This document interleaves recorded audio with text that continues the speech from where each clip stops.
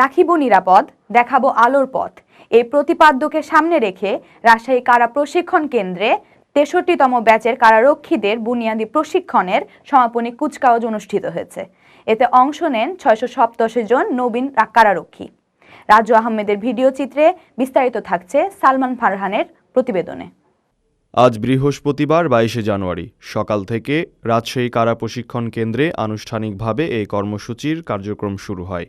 সমাপনী কুচকাওয়াজ অনুষ্ঠানে প্রধান অতিথি হিসেবে উপস্থিত ছিলেন কারা অধিদপ্তরের মহাপরিদর্শক ব্রিগেডিয়ার জেনারেল সৈয়দ মোতাহের হোসেন। বিশেষ অতিথি হিসেবে উপস্থিত ছিলেন রাজশাহী মেট্রোপলিটন পুলিশ কমিশনার ড জিল্লুর রহমান, অতিরিক্ত কারা মহাপরিদর্শক কর্নেল তানভীর হোসেন এবং রাজশাহী কারা প্রশিক্ষণ কেন্দ্রের কমান্ড্যান্ট রুবায়েত কবির। প্রধান অতিথির বক্তব্যে ব্রিগেডিয়ার জেনারেল সৈয়দ মোহাম্মদ মোতাহের হোসেন বলেন, কারাগার কোনো প্রতিশোধের জায়গা নয়, বরং এটি হবে একজন বিপথগামী মানুষের জন্য সংশোধনগার।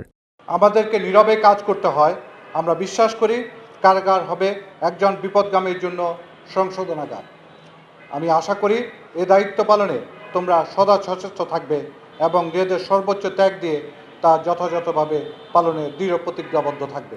তিনি নবীন কারারক্ষীদের উদ্দেশ্যে বলেন, মানবিকতা, সততা ও সেবার মনোবল নিয়ে দায়িত্ব পালন করতে হবে, যাতে কারাগার ব্যবস্থাপনায় শৃঙ্খলা ও মানবিক মূল্যবোধ নিশ্চিত করা যায়।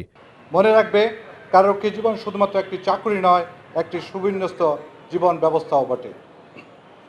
আজকের দিনটি তোমাদের প্রত্যেকের জীবনে একটি অবিস্মরণীয় দিন হয়ে থাকবে, কারণ আজ তোমাদের উপর অর্পিত হলো দেশের নানাবিধ অপরাধীদের দেখভাল করার এক মহান দায়িত্ব, যা সাধারণ নাগরিকবৃন্দ কখনো পর্যবেক্ষণের সুযোগ পান না।